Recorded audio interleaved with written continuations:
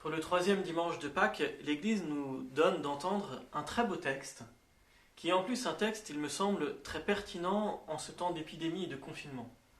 C'est le récit des pèlerins d'Emmaüs. Vous vous souvenez, ces deux pèlerins, ces deux hommes qui marchaient de Jérusalem à Emmaüs, tout tristes, le cœur lourd, de la mort de leur ami Jésus, ne comprenant pas très bien ce qui s'était passé, mais éprouvés par cette épreuve.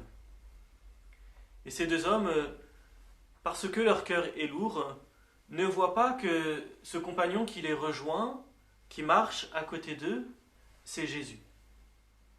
C'est Dieu fait homme, c'est Dieu qui se rend proche d'eux. Il me semble que cette situation-là, c'est une situation que beaucoup d'entre nous pouvons éprouver. Ce temps de confinement, ce temps d'épidémie est pour beaucoup un temps d'épreuve, un temps de souffrance, un temps de douleur. Il peut y avoir la souffrance du confinement lui-même, d'être enfermé chez soi. Il peut y avoir l'angoisse de l'avenir pour les familles qui voient venir une crise économique qui sera éprouvante. Il y a la souffrance évidemment des personnes éprouvées par la maladie et puis celle de leurs proches.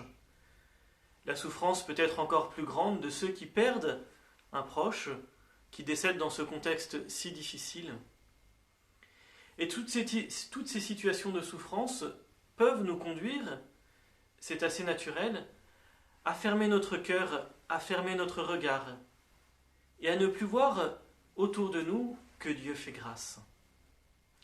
Dieu fait grâce, Dieu se rend proche de nous dans toutes les situations de notre vie et en particulier dans nos situations de souffrance.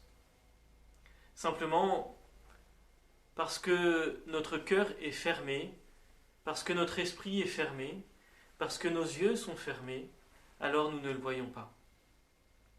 Et du coup, ce temps de confinement, ce temps de mise à l'écart, ce temps de vie si différente est aussi un temps propice pour relire notre vie et pour y discerner, pour y reconnaître la présence de Dieu proche de nous, compatissant, aimant, miséricordieux, en particulier dans nos situations de souffrance. Je crois qu'il y a là un trésor, non pas quelque chose qui nous empêcherait de souffrir, mais quelque chose qui peut apaiser comme un baume sur une blessure, quelque chose qui peut permettre de ne pas sombrer dans une désespérance, quelque chose qui peut orienter la vie et permettre qu'elle continue à avoir un sens. D'ailleurs, cette recherche de sens qui est comblée par Jésus qui se fait homme, par Dieu qui se révèle à nous, elle n'est pas propre aux chrétiens et ça n'est pas une question qui n'a de sens que dans les situations de souffrance. Tous les hommes se questionnent quant au sens de leur vie. Tous les êtres humains se demandent pourquoi vivre, quelle est cette raison qui fait que le matin on se lève, quelle est cette raison qui fait que l'on se donne du mal dans son travail, dans quel but. Ces questionnements-là, ce qui est intéressant aussi dans la liturgie d'aujourd'hui, c'est qu'on y voit une réponse dans la première lecture. Dans les Actes des Apôtres, Pierre s'adresse à des Juifs et il leur explique que cette réponse qu'ils cherchent au sens de leur vie et qu'ils scrutaient dans les Écritures, la clé de compréhension, c'est Jésus. C'est Jésus qui vient accomplir les Écritures. C'est les Écritures qui annoncent que Jésus est celui qui va combler le cœur des hommes, qui va permettre la réunion du monde de Dieu et du monde des hommes dans ce royaume de paix et de joie.